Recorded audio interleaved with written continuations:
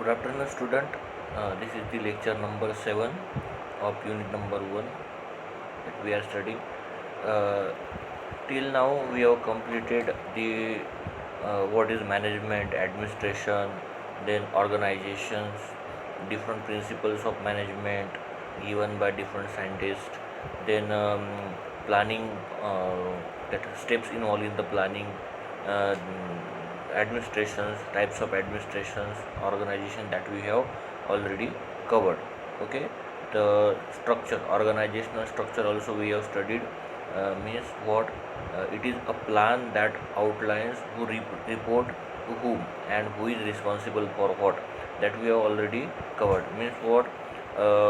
कोण कोणाला रिपोर्टिंग करेल, कोण कोणाला आदेश देईल किंवा इन्स्ट्रक्शन्स देईल, that is nothing but the come under the organizations. Now we have also studied the features of organizational structure. Okay, next we will have to study the types of organization structure. Means what are the different types under organization structure. In that, first type is line, or military or scalar organisations. म्हणजेच काय, एक one लाईनमध्ये किंवा मिलिटरीमध्ये जशा प्रकारची discipline असते, किंवा scalar म्हणजे इन युनिट डायरेक्शन्स. ओके, त्यानंतर नेक्स्ट आहे फंडामेंटल फंक्शनल ऑर्गनायझेशन. आणि जो थर्ड टाईप आहे that is the combination of line and functional organisation. Means line and staff organisation. Okay, पहिला टाईप आहे लाईन ऑर्गनायझेशन, सेकंड आहे फंक्शनल ऑर्गनायझेशन, अँड थर्ड आहे combination of first and second type of organization, that is line and staff organization. So we will see the first type of organization in detail. Here, line, military or scalar organization. In that, the order and instruction issued from the top level is followed by the people below. Means what? In this diagram given over here, you can observe this. The first, at the top level management, the position is CEO. Okay, CEO. Below the CEO there is a production manager and marketing manager. Okay, under production manager again two heads are there, the foreman fabrication, foreman assembly. Under that foreman fabrication and assembly, workers are there.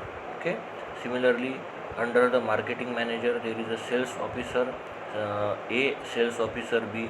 Under that sales officer A and B, the salesperson are there. Okay, means what? One CEO, below that CEO there is a production and marketing manager, below that the foreman's fabrication assembly or sales officer. जर इथे बघा, production जर असेल तर there is काय लागेल, fabrication किंवा असेंब्लिंग करण्यासाठी काही फोरमॅन्स लागतील, बरोबर आहे. आणि जर मार्केटिंग मॅनेजर असेल तर त्याच्याखाली काय लागेल, सेल्स ऑफिसर, म्हणजे सेल्सबद्दल ज्या काही इन्फॉर्मेशन्स आहेत त्या. आणि सेल्स पर्सन म्हणजे काय, जो डोअर टू डोअर प्रोडक्टची इन्फॉर्मेशन दॅट इज प्रोव्हाइड करते, दॅट इज सेल्स पर्सन. किंवा प्रोडक्टचे जे ॲडव्हान्टेजेस आहेत दॅट एक्सप्लेन करते, that is nothing but the sales person. Okay, इथे काय म्हटलं आहे, in line organisation authority flow vertically downward from top to bottom throughout the organisation. इथे काय होत आहे, from CEO to the worker, CEO to the sales person, that काय म्हणते ऑथॉरिटी फ्लो होत आहे फ्रॉम व्हर्टिकली डाऊनवर्ड, म्हणजे CEOकडून बॉटम लेवलकडे, दॅट इज वर्कर ऑर सेल्समॅनकडे, throughout the organisation. Is it? Means line means in a particular direction, in line or what we can say that in a particular direction. That's why it is known as a line or sales scalar organization. As the flow of authority moves from top to bottom, this is called line or scalar organization. Understood?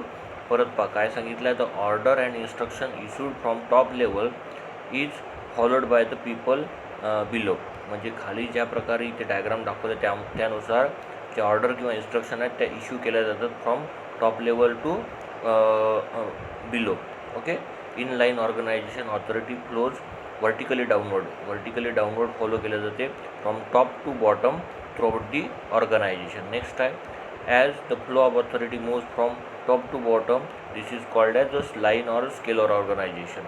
The people at a different level know to whom they are accountable. म्हणजेच काय,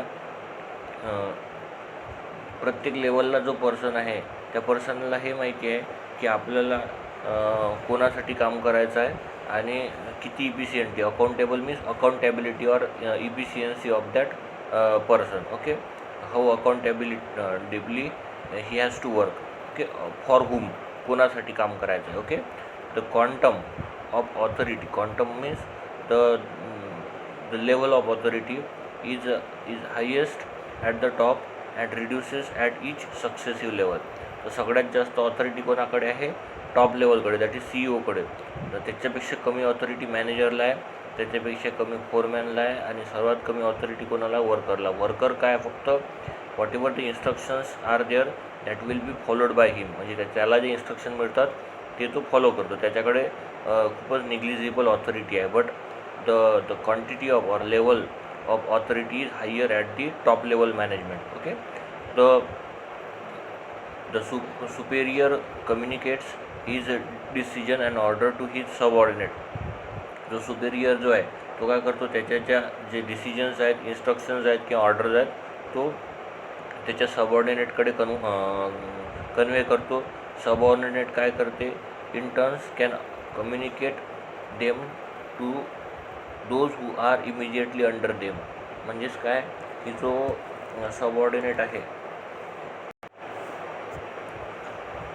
काय म्हटलं आहे इथे बघा, the superior communicate his decision and order to his subordinate. आता CEO कोणाला communicate किंवा डिसिजन देईल, तर प्रोडक्शन मॅनेजरला आणि मार्केटिंग मॅनेजरला. आणि तो जो सबऑर्डिनेट आहे तो कोणाला कम्युनिकेट करेल, them to those who are immediately next to him. म्हणजे त्याच्या अंडरमध्ये नेक्स्ट जे काही असेल, कोणी असेल, त्याला तो डिसिजन किंवा ऑर्डर किंवा इन्स्ट्रक्शन देईल. तर त्याच्याखाली कोण आहे? फोरमॅन, फॅब्रिकेशन करणारा, असेंब्ली करणारा फोरमॅन, आणि इकडे सेल्स ऑफिसर किंवा सेल्स ऑफिसर B, A आणि B. आता अशा प्रकारे काय होते, परफोरेट होते डिसिजन आणि order through the subordinate. Is it means CEO त्याच्या सबऑर्डिनेटला देतो, तो सबऑर्डिनेट त्याच्या नेक्स्ट अंडरमध्ये जो कोणी पर्सन असेल त्याला देतो. Okay, so it will be, म्हणून त्याला काय म्हटलं आहे, लाईन किंवा स्केलर ऑर्गनायझेशन. कारण की decision and that instructions are go in line.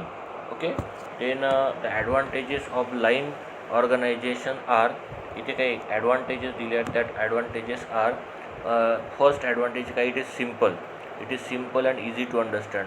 म्हणजेच पाहिलं असेल तुम्ही की CEO त्याच्या मार्केटिंग मॅनेजर किंवा फॅब्रिकेशन मॅनेजरला देतो, मार्केटिंग मॅनेजर सेल्स ऑफिसरला देतो. ते काय simple and easy to understand एक प्रोसेस आहे, दॅट इज स्केलर किंवा लाईन ऑर्गनायझेशन.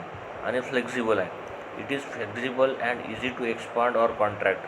म्हणजे याच्यात जर आणखी काही स्टेप्स किंवा लेवल वाढवायचे असेल, इट विल पॉसिबल. बट त्याच्यामध्ये जर काही लेवल्स कमी करायचे असेल तर इट इज ऑल्सो पॉसिबल. म्हणून त्याला काय म्हटलं आहे, फ्लेक्झिबल म्हटलेलं आहे.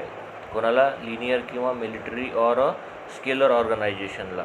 Then unity of command, flexible responsibility, clear division of authority and responsibility, hence no scope of shifting the responsibility. इथे काय की ज्या ऑथॉरिटी आणि रिस्पॉन्सिबिलिटी आहेत त्या काय क्लिअर डिवाईड केलेल्या आहेत.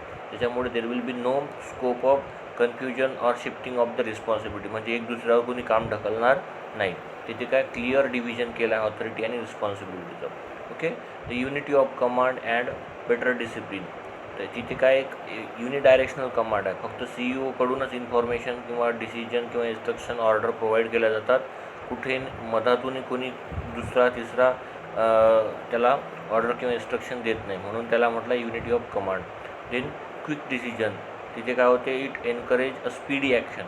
युनिडायरेक्शनल असल्यामुळे that flow of the knowledge, information and what we can instructions are unidirectional. म्हणून it is speedy, it encourages a speedy action over the problem come in the organisation or some stacking of somewhere, there will be some speedy action will be there. Okay, as well as there are some advantages, some limitation or disadvantages also there. तर त्यामध्ये पहिला disadvantage आहे lakh of specialisation.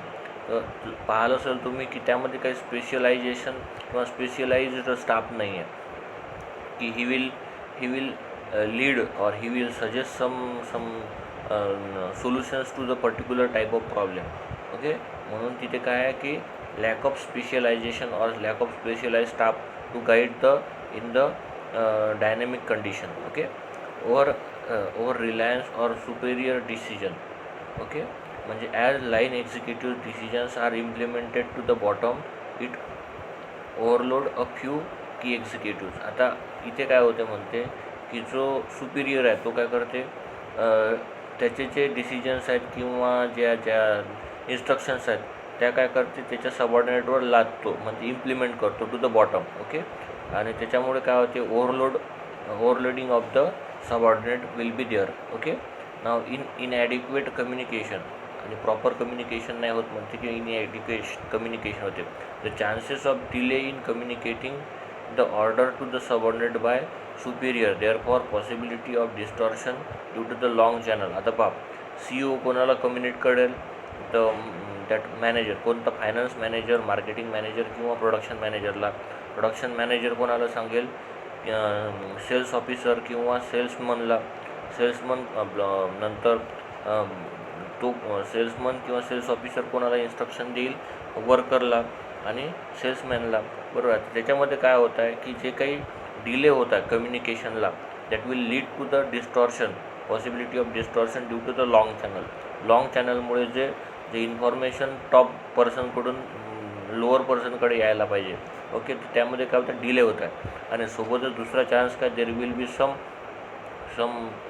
Omission of information, म्हणजे काही information वरून खालपर्यंत येत असताना मिससुद्धा होऊ शकते. बरोबर, मिस म्हणजे पाहता एक एक्झाम्पल देतो तुम्हाला. कोर्स ऑफ ॲक्शनमध्ये जरी आपण घेतलं तर 10 लोक आहेत एका लाईनमध्ये उभे, त्यामधल्या ते नॉर्थकडे बघत आहे आणि साऊथकडचा जो पहिला पर्सन आहे त्याला जर आपण म्हटलं एक पर्टिक्युलर टाईप ऑफ ॲक्शन करायला लावली आणि त्याला म्हटलं की तू तुझ्या मागच्याला ॲक्शन करून दाखव, तर काय होईल की शेवटच्या पर्सनपर्यंत जेव्हा ती ॲक्शन पोहोचेल तर त्यामध्ये बऱ्याचशा काही ॲडिशन झालेल्या असेल किंवा काही सबस्ट्रॅक्शन झाल्या असेल ॲक्शनमध्ये. म्हणजेच काय आहे की जी इन्फॉर्मेशन टॉप लेवलकडून येते ती बॉटम लेवलला यायला काय होईल, त्याच्यामधली बरीचशी इन्फॉर्मेशन गहाळ होते. म्हणजेच because of the obstruction, because of the communication, because of the knowledge and because of the seriousness about the problem. Okay, त्याच्यामुळे ह्या प्रॉब्लेम्स होतात. Okay, authority leadership, it encourage the dictatorial way of working. Obviously जर top मॅनेजमेंटकडेच authority असतील आणि त्या काय करतील, तो फक्त इन्स्ट्रक्शन्स किंवा गायडन्स करत असेल तर तिथे काही प्रमाणात डिक्टेटरशिप ऑफ वर्किंग तयार होईल. बरोबर आहे. Okay, understood. then next is applications where that line, military or scalar organization are applicable, suitable for the factories of small and medium size where the number of subordinates are and operational staff is less. बरोबर आहे. म्हणजे small किंवा medium size factories तिथे काय subordinate किंवा operational staff less आहे. Then suitable for continuous process such as sugar, paper, oil refining, spinning and weaving industries, textile industries. Okay, suitable where automatic plants are used. अशा प्रकारचे जे काही plants आहेत तिथे ही सिस्टीम यूज केल्या जाते. Okay, then next type is a functional organisation. Functional ऑर्गनायझेशनमध्ये पहा, डायग्राममध्येच दिसेल तुम्हाला. इथे जर काही ब्लॉकमध्ये जे टेक्स्ट लिहिलं आहे ते जर व्हिजिबल नसेल तर मी तुम्हाला दाखवतो. पहिला आहे हेड ऑफिस. हेड ऑफिसच्या अंडरमध्ये आहे प्रोडक्शन, मार्केटिंग, फायनान्स, पर्सनल, आणि त्यांच्या अंडरमध्ये आहे plant number 1, plant number 2. Okay, plan number 1, plan number 2. तर प्लान नंबर 1 आणि प्लान नंबर 2 या दोघांना वरच्या म्हणजे सुपिरियरकडून प्रोडक्शन, मार्केटिंग, फायनान्स आणि पर्सनल या चौघांकडून इन्स्ट्रक्शन येतात. ओके, प्लान नंबर 1ला सुद्धा आणि प्लान नंबर 2ला. प्लान नंबर 1 आणि प्लान नंबर 2च्या खाली कोण आहे, प्रोडक्शन, मार्केटिंग, फायनान्स आणि पर्सनल. बरोबर आहे. इथे काय आहे की एक दुसऱ्याला सुद्धा इन्स्ट्रक्शन दिलं जात आहे. एकाचा सुपिरियर दुसऱ्याला सुद्धा इन्स्ट्रक्शन देतो, दुसऱ्याचा सुपिरियर पहिल्याला सुद्धा इन्स्ट्रक्शन देतो. Okay, means one type of unidirectional commands are there, not one direction or in line. Okay, the functional organization is created by a grouping various activities of a whole of enterprise according to the certain function like production, marketing, finance, personal. Okay, म्हणजे इथे काय म्हटलं आहे, group केलेलं असतं ऑर्गनायझेशनमध्ये, एक group केलं जातं, त्या ग्रुपमध्ये व्हेरियस ॲक्टिव्हिटीज असतात. Okay, according to the certain functions like production, marketing आणि पर्सनल नुसार ग्रुप केलेले आहेत. Each functional area is put under the charge of functional specialist. Functional specialist म्हणजे स्पेशलिस्ट मॅनेजर. प्रत्येक जो फंक्शनल एरिया आहे तो कोणाला डिस्ट्रीब्यूट केला असतो, तर स्पेशलिस्ट मॅनेजरला. स्पेशलिस्ट मॅनेजर प्रत्येक फंक्शनल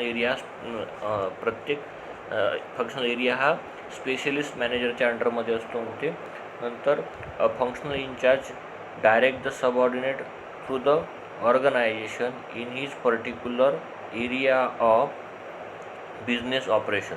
आता जो फंक्शनल इन्चार्ज आहे तो काय करतो, डायरेक्ट करतो सबऑर्डिनेटला, म्हणजे इन्स्ट्रक्शन देतो सबऑर्डिनेटला through the organisation in his particular area of business. Okay, आणि subordinate receives order and instructions not from one superior but for several functional specialist.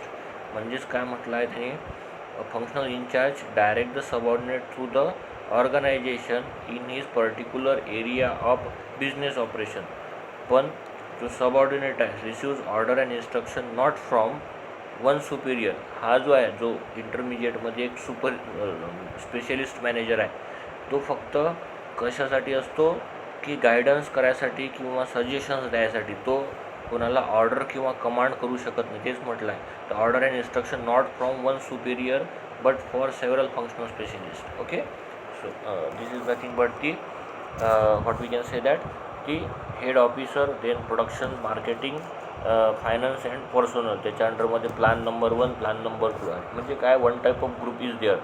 इथेच म्हटलं आहे, created by grouping various activities of whole of the enterprise. त्या सर्वच activities त्याचा एक group बनवला आहे according to the certain functional likes production, marketing, finance and personal. Okay, आणि त्यामध्ये जो सबऑर्डिनेट्स आहे किंवा काय म्हणूयात आपण इन्चार्ज आहे, तोच फक्त डायरेक्शन्स, कमांड देतो, ऑर्डर देतो. बट जो स्पेशलिस्ट मॅनेजर आहे तो फक्त गायडन्स किंवा प्रॉब्लेम सोल्युशनसाठीच प्रोव्हाइड केलेला असतो.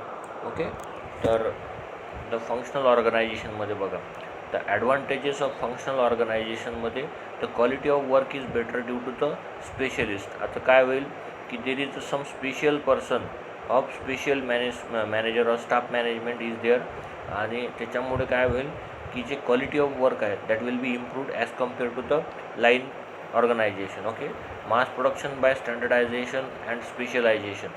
आता काय होईल की जे मास प्रोडक्शन होतं ते त्याचीसुद्धा क्वालिटी इम्प्रूव्ह होईल आणि lot rejection will be less as compare to the line manager. The wastage of material, man and machine hours are reduce due to the expert guidance is available. आता intermediate स्टेपला किंवा लेवलला काय expert person किंवा specialised manager is there, आणि त्याचं function काय आहे की तो काय करते, वेळोवेळी जिथे जिथे एरर्स होत आहे, मिस्टेक होत आहे, प्रॉब्लेम्स क्रिएट होत आहे, तेव्हा तो सजेशन्स किंवा गायडन्स करतो. त्यामुळे तो वेळच्या वेळी प्रॉब्लेम सॉल्व्ह होऊन जे काही वेस्टेज ऑफ मटेरियल होणार आहे किंवा मॅन आणि मशीनचे जे अवर्स रिड्यूस होणार आहेत, ओके, वेस्ट जाणार आहेत, that will be reduce up to higher extent. Okay, then unnecessary overloading of responsibilities will not be there. आता ज्या लोअर लेवलला जे काही सबऑर्डिनेट आहेत त्यांचे जे अननेसेसरी ओव्हरलोडिंग होतं because of the responsibility, that will not be there as in the case of line organisation. Okay, clarity in functioning and no duplication. जे फंक्शन आहे त्याच्यामध्ये काय क्लिअरिटी आहे, clarity in functioning and no duplication. Okay, next आहे disadvantages. आता disadvantages प्रत्येक system there will be if there is advantages there will be disadvantages also. As line workers will not be using there skill. आता काय होईल की आपण पाहिलं in line manager line ऑर्गनायझेशनमध्ये जर काही प्रॉब्लेम आला तर जे पर्सन्स होते कोण लाईन वर्कर्स ते स्वतःच प्रॉब्लेम सॉर्ट आऊट करत प्रॉब्लेमला सोल्युशन प्रोव्हाइड करत.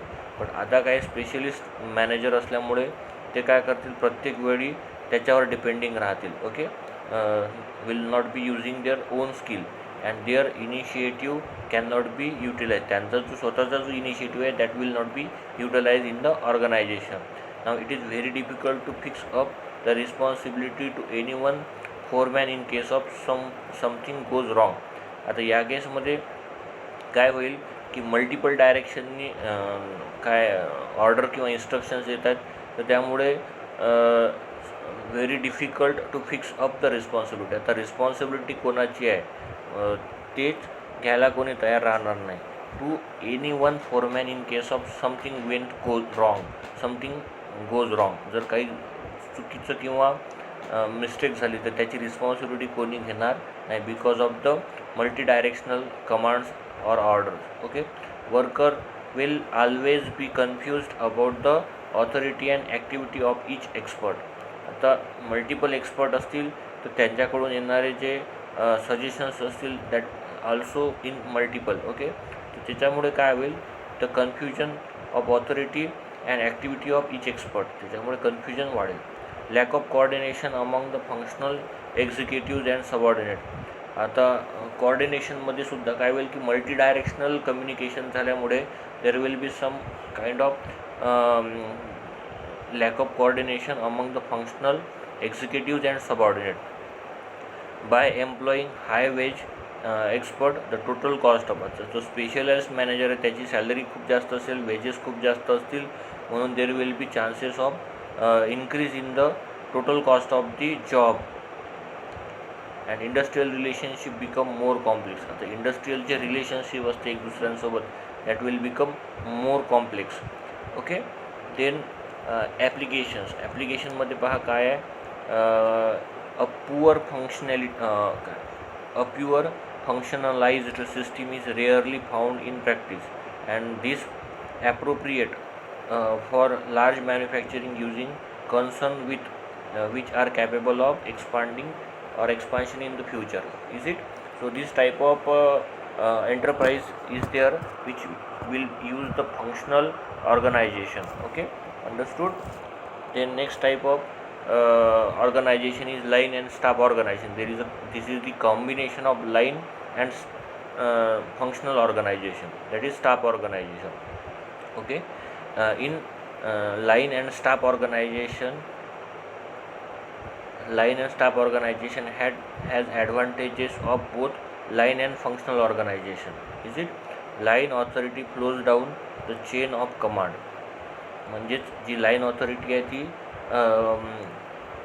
एक पर्टिक्युलर चेनमध्ये फॉलो होते.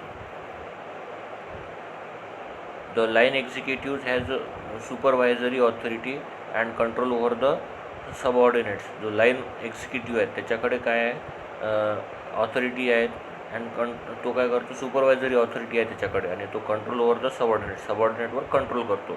The authorities flows from top to bottom as it does in the line organisation. Okay, बरोबर. जे लाईन ऑर्गनायझेशनमध्ये ऑथॉरिटी टॉपपासून बॉटमपर्यंत परफॉरेट केल्या जे कम्युनिकेट केल्या जाते तर सेम ऑथॉरिटी. आता हे ऑथॉरिटी कोणाकडे लाईन एक्झिक्युटिव्हकडे त्याच्या तो काय करतो सुपरवायझरी ऑथॉरिटी प्रोव्हाइड करतो and control over the subordinate. बरोबर आहे.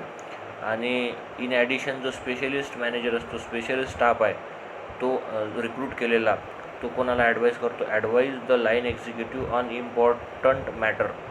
ओके, म्हणजेच पहिले दोन पर्सन आहे तिथे लाईन एक्झिक्युटिव्ह आहे आणि स्पेशलिस्ट रिक्रूटमेंट केलेला स्टाफ आहे तर तो स्पेशलाइज्ड. ओके, आणि हा जो स्पेशलाइज्ड स्टाफ आहे तो काय करतो ॲडवाईज करतो कोणाला लाईन एक्झिक्युटिव्हला कशावर ऑन इम्पॉर्टंट मॅटर. जे काही महत्त्वाचे इश्यूज असतात त्याच्यावर हा स्पेशलाइज्ड स्टाफ ॲडवाईज करतो लाईन एक्झिक्युटिव्हला. आता staff authority has the right to advise or counsel with a line authority.